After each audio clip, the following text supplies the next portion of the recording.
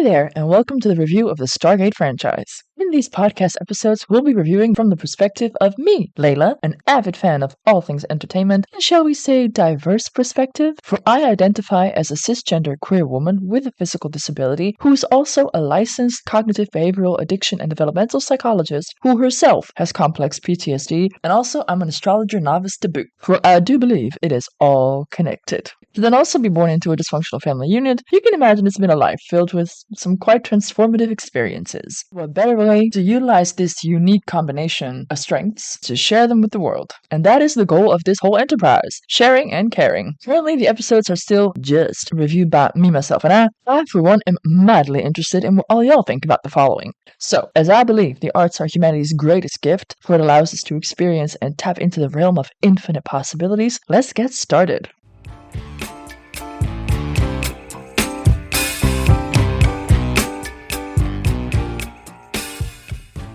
For today's episode, we'll be reviewing Hathor. The original air date was October 24th, 1997. The story was written by David Bennett Caron and J. Larry Carroll. The teleplay was by Jonathan Glasner, and the episode was directed by Brad Turner. And I'm really interested in what other people think of this episode, for this episode was heavily criticized, and the series writers themselves acknowledged that it was one of the weakest episodes of the entire series, and I got to agree, it is a bad episode. There are so many story difficulties that thankfully later on they altered this storyline to make a little more sense in the Stargate universe, but despite that, I still do kind of like this episode because it gave me a few laughs, and I will be sharing those moments, and I wonder if that sort of kind of redeemed the episode in your eyes as well, or if you're like, nah, it sucks all around, just delete this from your viewing pleasure because there's no pleasure to be had, which is ironic seeing that Hathor is the goddess, amongst other things, of pleasure. And I have to state, this in no means is a dig at the actress who plays Hathor, Sue Ann Brown, because she was fabulous. Despite all that, she performed admirably in this episode. Some interesting fun facts specific to this episode is that they introduced the concept of Goa'uld Queens, although I do think that the way that they did it in this episode is also the reason why it's one of the weakest episodes of the series, and luckily in later years they change it a bit and they make it more believable, and I think it deals with all the plot holes that this storyline left. Also, this is the first episode in the series so far where the team does not travel through the Stargate, as in they stay on Earth for the entirety of the episode, and apart from the very first start of the episode where none of our team members are, the entire episode takes place in Stargate Command in Cheyenne Mountain. And as I am wont to do in episodes that I find in some way, shape, or form lacking, I grab hold onto something that I do find interesting, and in this case, it is the Egyptian mythology, obviously, which is the whole fucking reason I ever started watching Stargate in the first place. So, as the writers in this episode blended a shit ton of ancient Egyptian mythology into one person, you can be sure that your girl Layla here will be trying to make sense of thousands, and then I do mean like 3, 4, 5,000 years of ever-evolving religious mythology into a seemingly coherent story. No matter where you learned concerning this Stargate episode, maybe my episode redeems it a little bit, I hope so. But other than that, at least my episode could be considered slightly educational. For I delve into it mainly also not just because I love it, but because the Stargate universe is built on the ancient Egyptian pantheon of gods, and we will be meeting a few of them throughout the series. So some of the names that I will be mentioning will grace us with their presence at some point somewhere in this show. So therefore, I thought for me, it's a win-win, and hopefully maybe when you see that episode and you go like, wait, I think we talked about that before. Maybe I should go back into the Hathor review episode again. What did she say about that? In that sense, this review episode will embrace Hathor, even though the actual Stargate episode, not so much.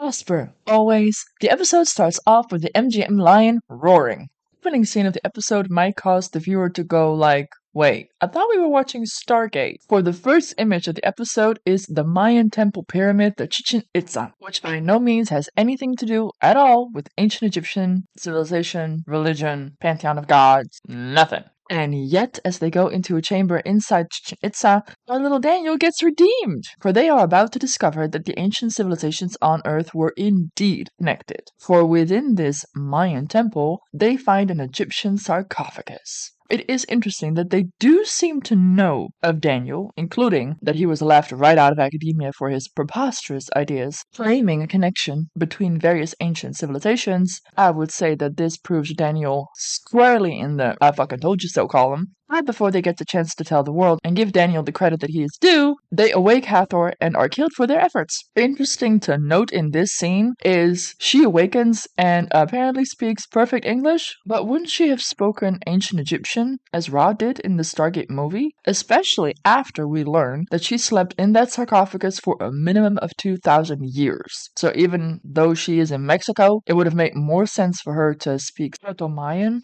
ancient Egyptian, but not perfect English. Another remarkable thing about the Goa'uld Hathor in this episode, but the series overall, is the continuous we speak. I'm gonna just go ahead and believe that this is in honor of the fact that they blended so many Egyptian goddesses into Hathor in this specific episode. Other than that, I have no clue why they chose to do this. If someone knows the reason why the writers chose this or have their own theories on this, by all means do share. I'm really curious.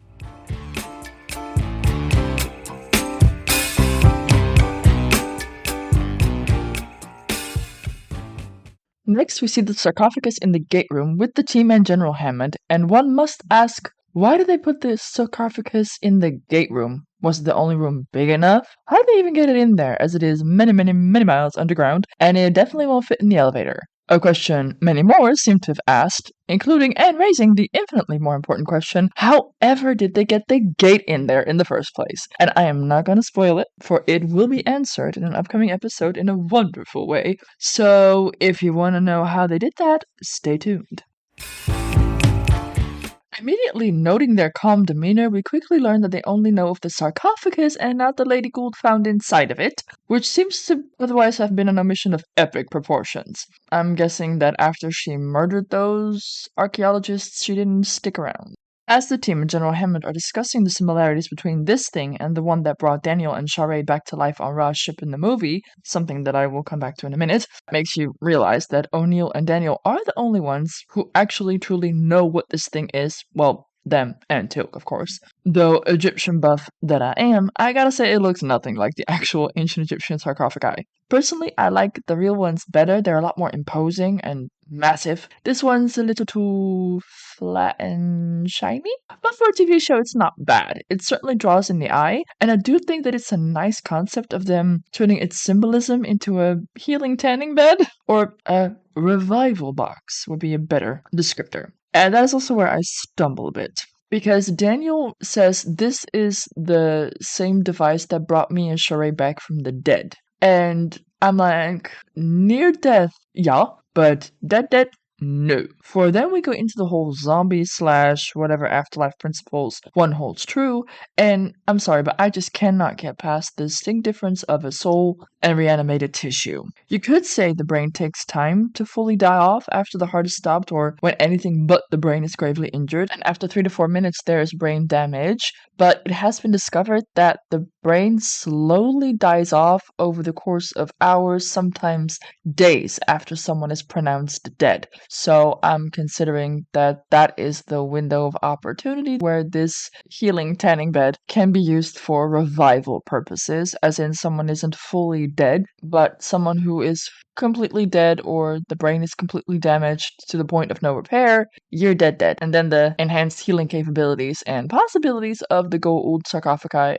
are greatly diminished. We all gotta die sometime. To me, that was an important distinction to make. And funnily enough, not just me, although that takes many, many, many seasons, I think, before that actually becomes a topic of conversation. But again, that is why I love Stargate and all the nerdy people that are in this fandom. We made the writers show up and actually do the research to make it scientifically believable. Another reason why I love this franchise. You can go as in-depth as you want and it'll be plausible, funny, relatable, but even for us nerds, it is brought to you in a way that it actually holds true to a certain extent. And that, in my opinion, is magic.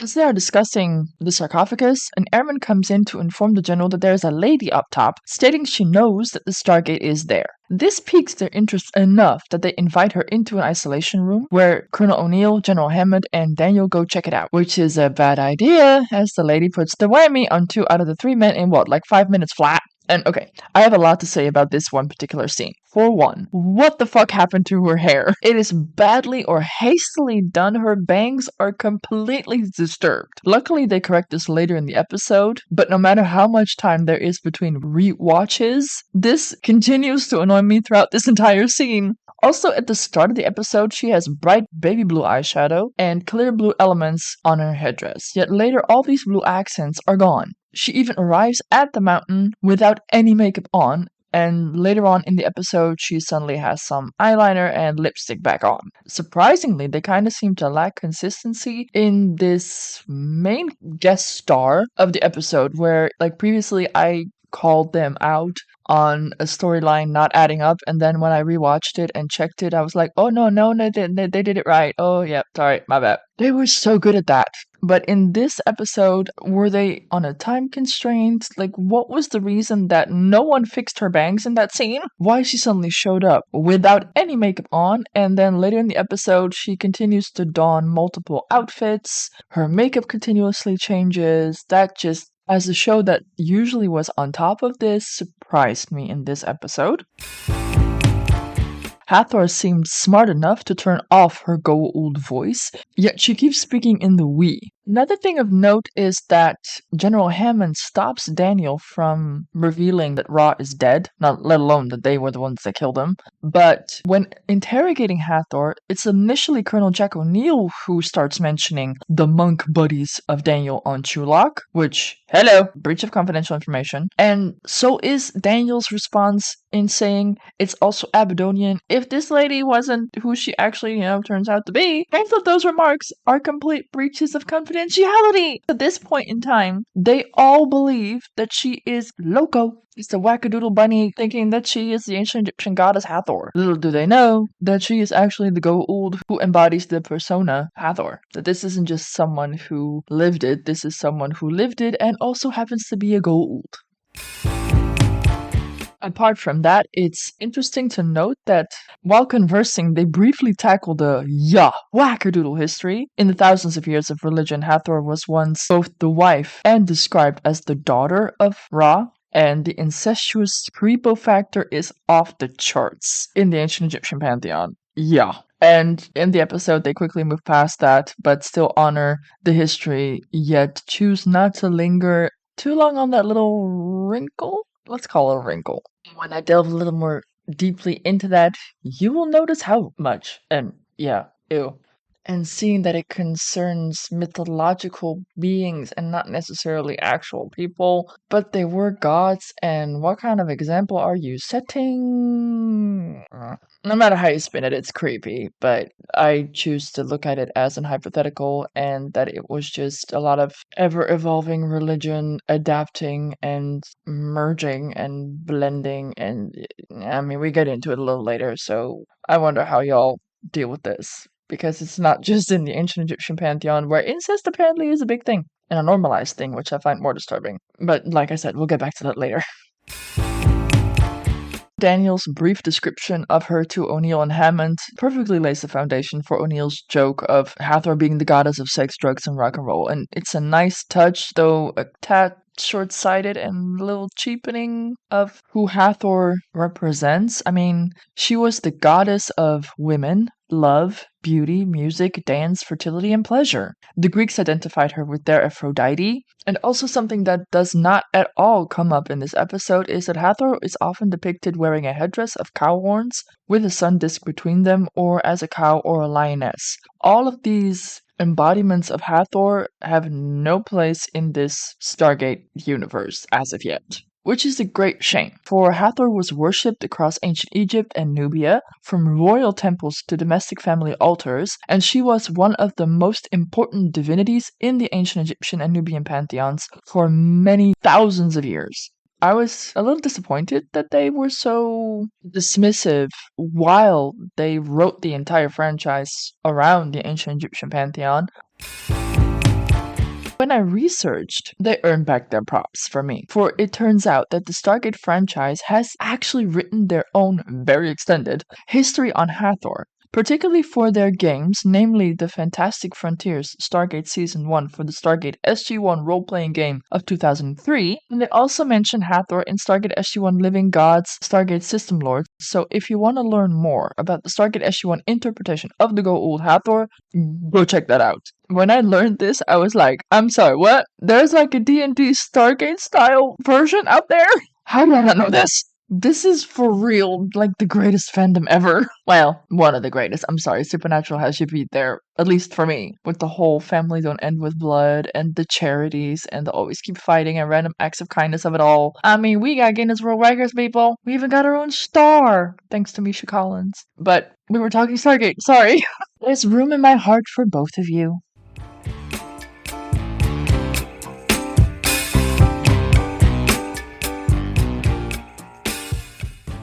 Daniel's behavior makes him an easy mark, and thus he is also the first one to get whammied. For when he goes to unbind her hands, muttering, "Surprised we didn't chain her to the bed too. What is she gonna do, beat us up?" And here I'm guessing his mind was already on the sex. Otherwise, where does the notion tie her to the bed come from?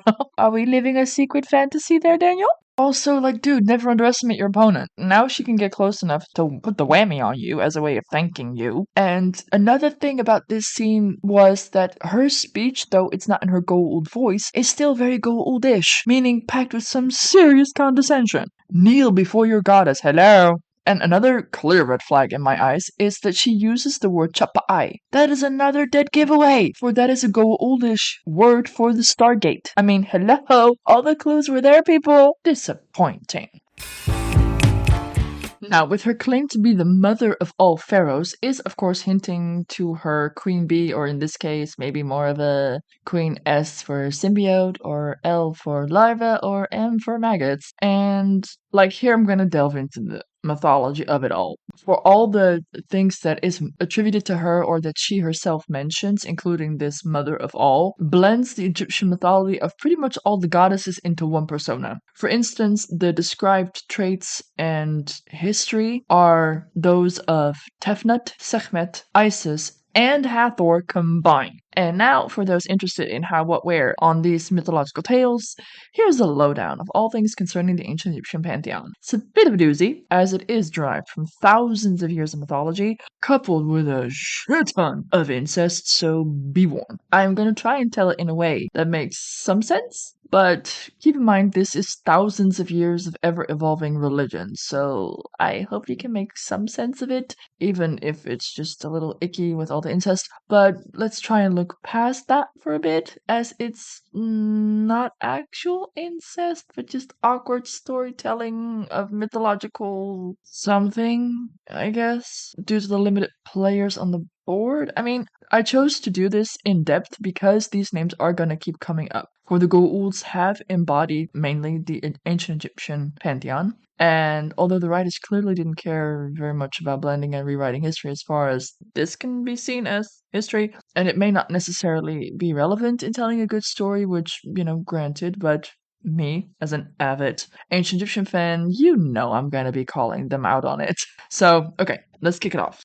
Once upon a time, there was Nun and Naunet, who represented the primeval waters from which the creator gods came forth. The creator gods being Apophis, or in ancient Egyptian, they are known as Apep, the god of chaos and darkness; Ma'at, the creator god of order and justice; Ta, creator god of making things, the patron of craftsmen; Atum, the sun god, the god of creation, and also known throughout history as Atum, Atum Ra, Re, Khefri, or in the Stargate franchise, he is just continuously referred to as Ra. And last but not least, there's also Thoth, the creator god of reckoning, learning, writing, and wisdom, as they were the creator of languages, scribe, interpreter, and advisor of the gods, and also the representative of the sun god Atum-Ra. Thoth emerged simultaneously with Atum-Ra and served as their voice. Atum-Ra conceived the world, but it was Thoth who spoke the words that actually created it. In this capacity, Thoth was the personification of divine speech. The family tree grew as Atum-Ra went on to have 2 children, Shu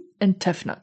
Shu was the god of peace, lions, air, and wind, and his sis/wifey, Tefnut, was the deity of moisture, dew, and rain. They then too had 2 children called Nut and Chep. Nut being the sky god and Chep being the god of the earth, and it was believed that Chep and Nut were born gripped tightly in each other's arms and had to be separated by their father Shu, or air. Another more disturbing version of that story is that Nut was the consort of her grandpappy Atum-Ra-Re, and became angry with Nut and Chep for having sexual intercourse with each other. And you would think that he would be upset due to the fact that they were siblings, but seeing that he was her grandpappy...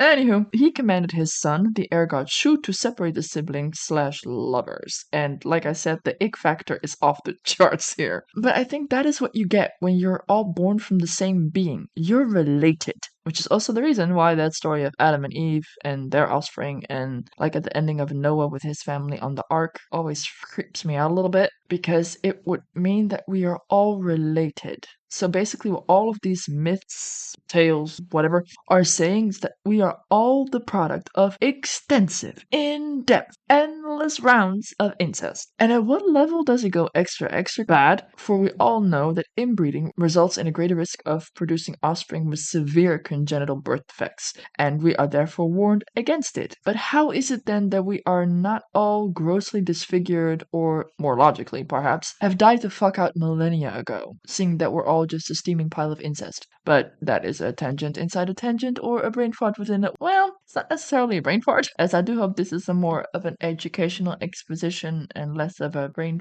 farty one. But, like, this is a rabbit hole, people. How do you make sense of that part of whatever religion or convictions that you hold on evolution theory or our creation in whatever way, shape, or form you see that? That is always the part that I get lost. Like, honestly, seriously, does someone have a good explanation or a solid reasoning around this? Please tell me. Release me from this burden.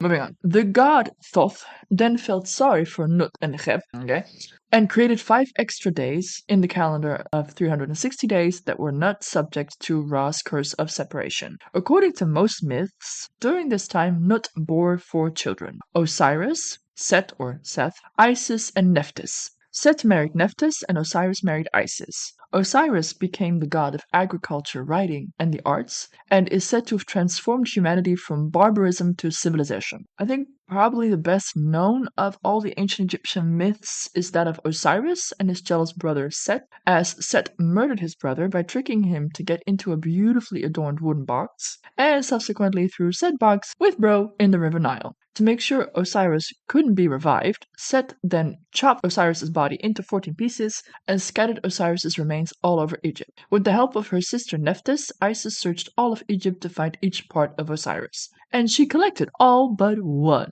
Osiris's penis. Personally, I gotta love myths that actually specifically reference a dude's penis. And just, fun fact, it is the first thing that fish and maggots eat, because all that soft tissue, yum. So it's not specifically mentioned, but I'm guessing that fish just had a little snack before she recovered all of Osiris. I'm just saying. Then Isis worked with Thoth, the god of magic, and Anubis, the god of funerary rites and death, to sew Osiris back together, embalm his body, wrap it in linen, thus making Osiris the first mummy. Anubis was always considered to be the son of Ra and Hassat, which is associated with Hathor, but after his assimilation into the Osiris myth, he was then described as the son of an adulterous relationship between Osiris and Nephthys. Others claim that he was the son of Nephthys and Set. Either way, yeah, incestuous relationships abound.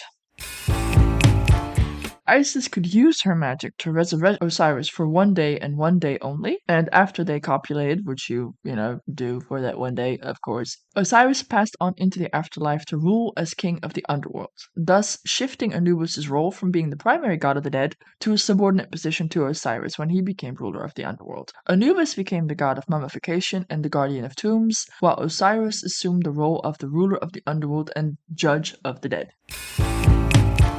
During this day together, Isis and Osiris conceived a child, which was made possible by Isis crafting Osiris a newly, magically, evidently, penis from clay. Isis then hid with the child Horus in the marshes of the Nile Delta until her son was fully grown and could avenge his father and claim his throne. Once he reached adulthood, Horus, with a little help from Isis, though she chickened out in the end, resulting in Horus decapitating her, he fought Set for the throne and won, restoring order to Egypt. And here I'm guessing Disney got inspired by that part too, with the whole Simba Mufasa Scar. At least I'm seeing parallels here. Am I the only one? Let us know in the comments.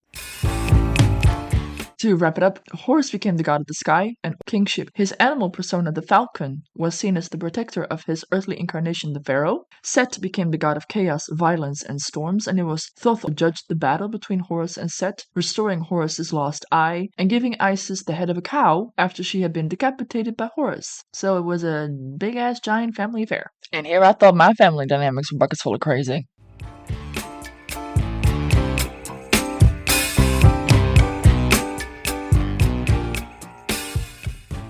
And to add on, because, this is my personal favorite of the creator gods, and that is Ma'at, the goddess of truth, justice, balance, and order. And the rule of law, known as the 42 Laws of Ma'at, are a set of divine laws transcribed by the ancient Egyptians in or around 2925 BCE, and for those doing the math, that's about 5,000 years ago, my peeps. Or, as my brain really, really liked it, it's 4,949 years ago. Double digits, gotta love it. Anyway, that means that it precedes the 10 Commandments by nearly 2,000 years. 2 millennia. I'm just saying. And it still holds true today. It's more encompassing, it's less threatening and damning of other non-believers. And I made a few slides on this, which I will be posting on my Instagram account, Let's Review with Layla and you, where, according to the Book of the Dead, every person that died would be judged before Ma'at to determine whether they were truly good and able to move on to the afterlife. A feather was weighed against the soul of the recently departed, while they stated the 42 negative confessions. And for that, see the slide where I also added the positive affirmations that were more modernized. If you can live your life according to those 42 rules, I think it means that you at least try to be a good person. It's more encompassing and comprehensive of life and what it means to be a good person, I think a lot more than the 10 Commandments. But judge for yourself. Let me know what you think. And I have to say, seeing that Thoth symbolizing divine speech and incantations and all of that, clearly very important roles in the history of the ancient Egyptian mythology, I am sad to say that they never actually personified Thoth. Maybe it was a little too larger than life for them to encompass in a single character, which, got to agree. Same with Ma'at. Unfortunately, we never get to see a Ma'at. They kind of stick to the children of the creator gods in Stargate franchise. But that doesn't take away, to wrap this part up, that when they say that Hathor went against her father/husband Ra, it seems to be directly inspired by the story of Tefnut, and her father, Atum Ra or Re or whatever, decided to destroy humanity for its disobedience, and in a fury, Tefnut roamed the desert covered in the blood of her human enemies, where in this story she again was a double for the lion-headed goddess of fire, also known as Sekhmet. So that is what I meant when they blended the mythology of the queen of all pharaohs, Isis, with the story of Tefnut being sent to destroy humanity, but then also Sekhmet, who refused. But in the Stargate franchise, Hathor role-playing magical rulebook that they created, apparently they went fully in depth on Hathor's backstory, and I read a little about it, and it's fucking awesome. So I really do recommend, if you even remotely are interested in the Stargate franchise and Hathor in the Goa'ulds, be sure to look into that too, because that is a awesome addition to this franchise that I wasn't even aware of up until now. Live and learn, live and learn.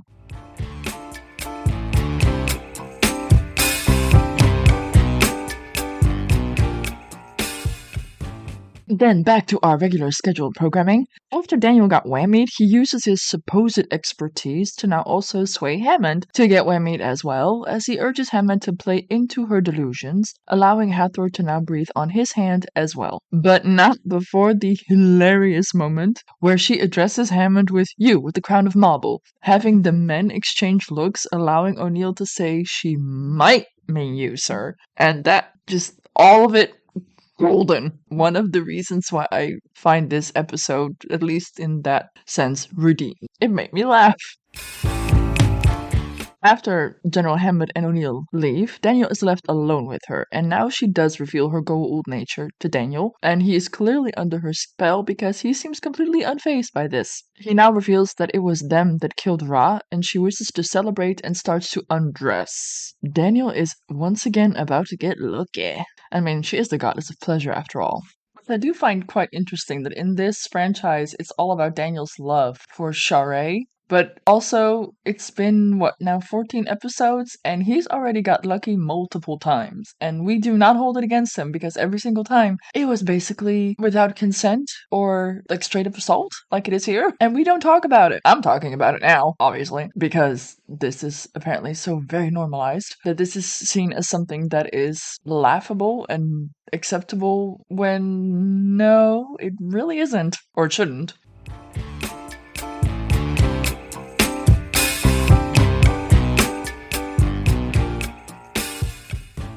Daniel enters a briefing room and announces that Hathor is a Goa'uld, who was imprisoned in stasis on Earth for almost 2,000 years. Although, considering the timeline, I think he should have added a few centuries to that, but whatever. Daniel then tries to convince them that Hathor is a good Goa'uld, who was imprisoned by Ra because she tried to stop the enslavement of the humans. O'Neill objects to Daniel's request to invite her into the briefing room, and here we get that delightful moment where O'Neill calls out and says, "Whoa, Danny, I don't think so." That is the first time, though I hope not the last time, that he calls Daniel Danny. Another, for me, fun moment in this episode. As Hathor had already put the whammy on Hammond, she is allowed to join them in the briefing room. Naturally, Carter remains skeptical, and Teal'c even makes it a point to tell that he, in his many years serving the Goa'uld, has yet to meet a good Goa'uld. And then Hammond dismisses him with this stinging remark, or at least it stung to me. "Maybe that's because you served the wrong one." And damn, dude, that one hurt. General Hammond, sir. And throughout this episode, though, Don S. Davis just plays infatuated so adorably. I mean, this is a man who was in his, what, 50s, 60s? And just that dopey little face. I love it. Again, a reason why I find this episode redeemable, even though the storyline does not hold up whatsoever. She tries to put the whammy on Teal'c, and she seems to succeed, but as suspected, we later do learn that this had no effect, which overall I find odd. Then why would she even attempt to put Teal'c under her spell? She would have known that the intoxicating whatever it is that she's doing wouldn't work on a Jaffa. And if that were the case, why then didn't Teal'c grab her and lock her ass up right there and then, as soon as he noticed what she was trying to do? As this is never resolved or explained in the episode, I'm guessing we're supposed to assume that the whammy worked on Teal'c at least for a little while? I thought that this was weird because oftentimes throughout the series, Teal'c's symbiote protects him from all those easy, simple bullshit thingies that the humans are totally taken in by or killed by. So yeah, that faced me. Like, did I miss something? Or does anyone else remember why this would then make sense?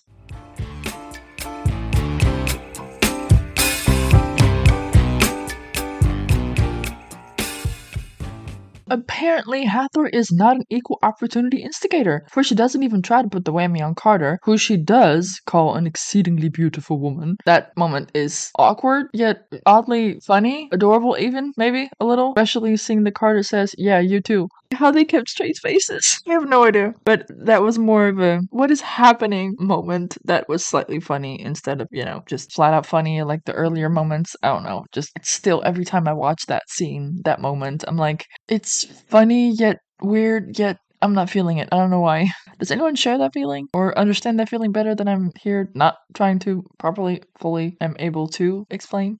And on that note, about the whole equal opportunity instigator thing, I want to share with you another reason why I so very much love the ancient Egyptian societal pretty much more than any other current societal norms. For one, virginity was not a necessity for marriage. Premarital sex or any sex between unmarried people was socially acceptable. Once married, couples were expected to be sexually faithful to each other, which I fully support, both of those statements. The thing that sold me, even back when I was a little girl, and made me all the more surprised that now 3, 4, 5,000 years in the future, we are still lagging behind them. For men and women in ancient Egypt were firmly equal. Women were qualified to sue and obtain contracts incorporating any law of settlements, such as marriage, divorce, property, and jobs. I mean, once you moved in together, you were married. Handy! And can we please reinstate that? Also, for the LGBTQ plus family, in ancient Egypt, gay and lesbian couples, even marriage between gay and lesbian couples, was permitted. When it comes to LGBTQ rights, they were treated as equal. When can we implement all of these things yet again, normalize it, and just live our lives again, people? Who's with me? Can you now see why I love this part of our history? And hey, I'm not saying that they were perfect, but damn did they get many things right that we here now 5,000 years later are still struggling to get back or even start to get it normalized again. Do you see my point? The way that people keep calling to their forefathers on how it was better the way that they thought it up, which the colonizer dudes, the enslavers, doubtful, and referring to them as your role model says so much about you, but that's beside the point. To me, these societal norms, societal rules, are the kinds of role models that we need to look to for the betterment of all of us. This is where I think we should be headed. And with Pluto in Aquarius, I damn sure do hope that we will be getting back to this life where this is normalized. I mean, just the other day, the very Catholic country Greece finally legalized gay marriage. I mean, if a seriously Catholic country can finally see the light, I'm thinking we're, making headway. Tragically slowly. But at least it's progress, right? But like the more people that know about this, the ancient Egyptian way of life and how much better it is, maybe it'll help people wake the fuck up and reinstate this all the faster. Because that's what it is. It's reinstatement. Because these are the societies that we are descendants of. Because I don't know what we were doing in Europe, but in ancient Egypt, they were building metropolises, fucking pyramids, while we were still digging in the dirt in Europe. Just saying. For many of us, if you want to look to your ancestors, look to the ones from the continent the vast, vast, vast majority of us came from. These are the ones, historically speaking, proven historically to be our ancestors. Just saying.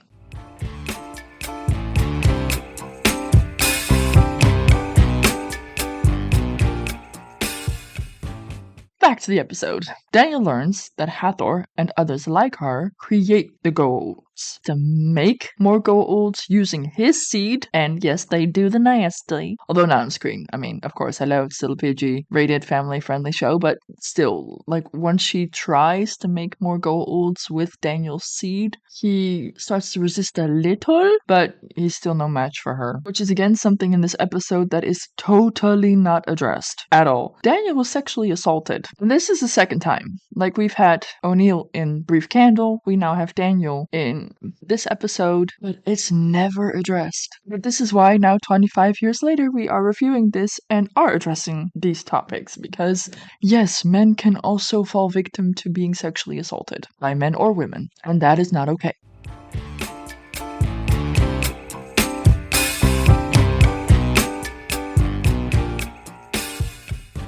Carter and Dr. Fraser brainstorm on how Hathor might be controlling their men, and the ladies arm themselves and decide to go on the offensive. Better late than never, I guess. This is when we learn that Teal'c is not under Hathor's control and he joins their offensive, though no reason is given why he only now reveals that he's not under her control. Like, that part confused me. He reveals himself now to not be under her control, but he doesn't explain since when. Like, were you under her control for a little bit? Were you never under her control? Then why didn't you do anything? It doesn't get mentioned. Did I miss it? I missed it. As the ladies go and find Hathor, they find a seriously traumatized? Let's go with traumatized. Daniel, after his sexual assault, basically. They eventually find Hathor taking a post-coital bath teeming with baby Goa'uld larvae. I'm so very sorry for Sue Ann Brown, because that entire... yeah, that's nasty. Just, yeah.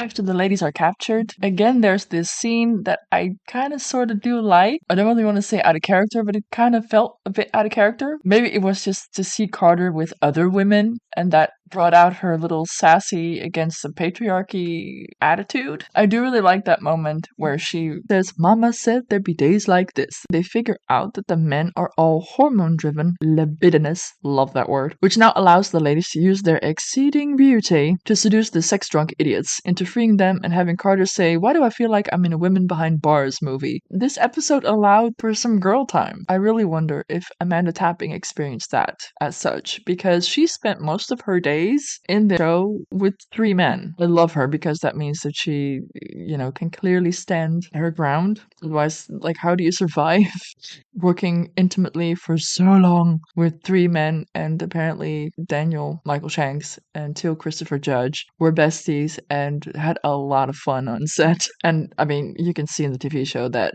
Richard Dean Anderson is also a hoot to work with. So I can only imagine how much fun they had on set, honestly. I would have loved to have walked around on that set and just see them in that habitat. I can only imagine the kind of fun that they had while still creating a very beautifully profound TV show. And like all these remarks and these moments, like I love it. And these are the Stargate magical gems that make me love this show and made me not hate this episode. Because despite all of that, that is still what made this episode funny.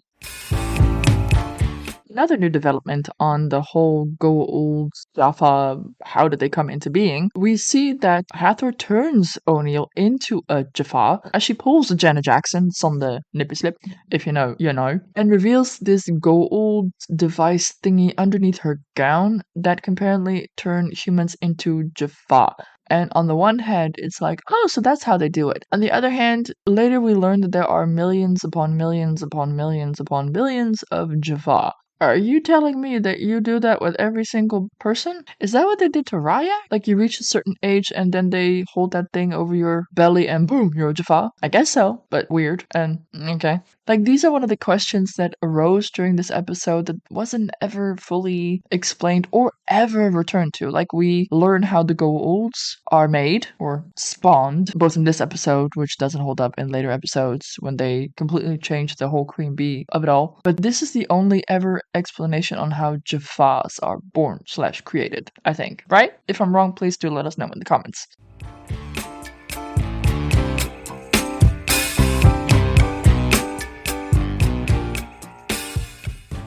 Now we see that Hathor emerges from the hot tub filled with her itty-bitty maggots. And why did they leave this scene, which is so very obviously played backwards? Why was she submerged? Why did she emerge not wet? Just why this choice of playback or edit or I don't know. It continues to weird me out every time I see it.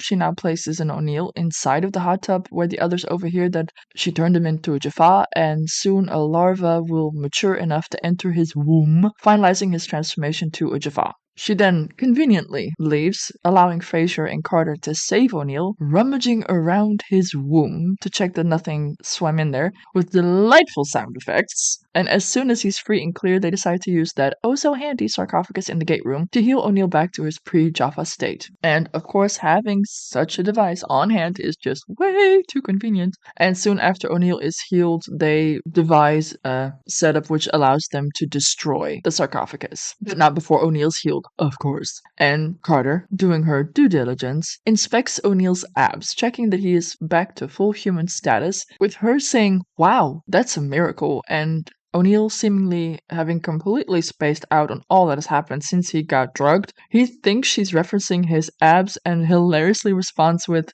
crunches. Again, bad episode, but these gems, love it!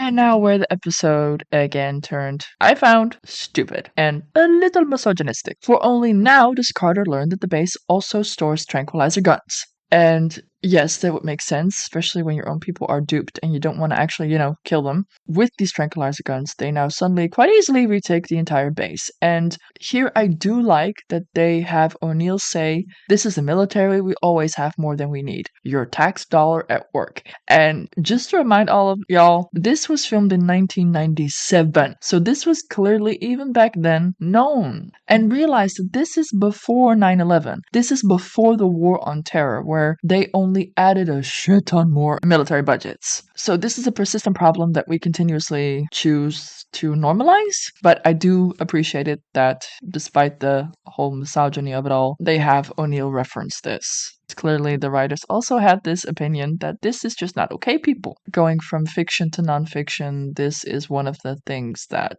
God, I hope we address in the next few decades. Especially now that we're at the brink of war, it needs to be addressed. We keep pumping billions and billions of dollars into it, and still, no matter what, we keep ending up in world wars and in genocides. And just as you claim that guns aren't the problem, people are the problem because they shoot the guns, I think we again have to state it's the people that's the problem. It's the mentality. It's the choices that we make. It's human nature, but it doesn't have to be, because it's the under-evolved, underdeveloped part of our human nature that makes us continuously fight on such a grand scale that we might actually, in our generation or the next, either kill ourselves by accident or on purpose, or have killed the planet, which then kills us, because we only still have one planet. So there we go again.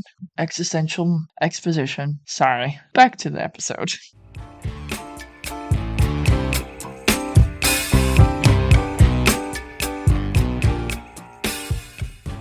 In the next scene, we again see Hathor in the hot tub, and I mean, why? Why did you keep putting the woman in the hot tub? Honestly. We see that Daniel is now apparently over his traumatizing sexual assault. He is once again kissing her ass. And this scene, they lost me completely. Again, how does this even remotely make sense? If someone can make this make sense to me, please do share, because I'm lost. Carter shoots Hathor, though she's in a tub. Some catches fire. How? You're literally in a tub of water. And a lot of people have pointed out that they made an editing mistake because you see Hathor walking away, but no, people. The keen-eyed observer is supposed to see Hathor get out of the tub and walk away. For next, we hear unauthorized gate activation, and we see Hathor, including her now once again, weird headdress that has no affiliation to any mythological attributed personificating accents whatsoever to the Hathor persona, which she apparently still had time to grab even though she was making a run for it. And they see her go through the gate to Chulak. Luckily though, as soon as she's left the building, Daniel snaps out of it, revealing that close proximity apparently is needed for them to stay under Hathor's control. Hammond puts Carter and Fraser up for commendation, although Carter apparently was expecting to be reprimanded after she had to knock out General Hammond. The groveling here I found annoying. You saved the planet by tranquilizing, punching out the men, knocking out General Hammond, and by going after Hathor. In another setting, I would not expect, I cannot recall ever seeing a man grovel this badly after having saved the world. The way that it's done, in my eyes, is not about her respecting her superior officer, because you were well within your rights. He was under the influence and not mentally competent. And this, in my eyes, just seriously diminishes the girl power that we had in this episode. That they, yes, granted, only displayed for like a second or 5, with eventually O'Neill and his tranquilizer guns and Teal'c helping out instead of it just being the woman saving the day. I found disappointing looking back on it, especially now 25 years later. Am I alone in this? Did you view this differently? Please do share. Again, that's why we do this, sharing and caring. I really wonder how other people experience this part of the episode.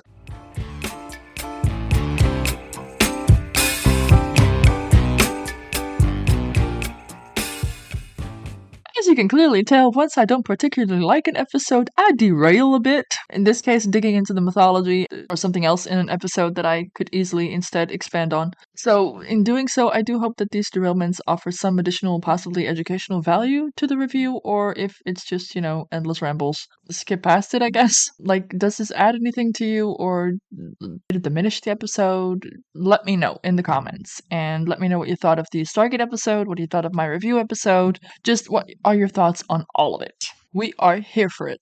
In our next episode, we are going to be learning a little bit about black holes and Nakura, the mineral that the Stargate is made of. We get to see a maternal side of Carter, and overall, I really liked this episode and found it quite moving. So I wonder what all y'all think. Please do tune in.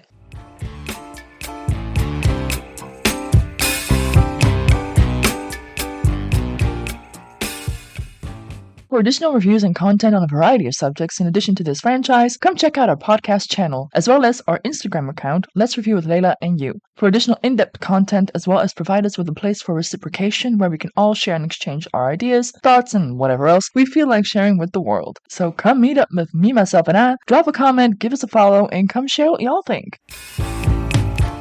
And to truly make this the all-inclusive podcast we set it out to be, come visit us in the RSS community where all our episodes come with a transcript. We do hope to see you there!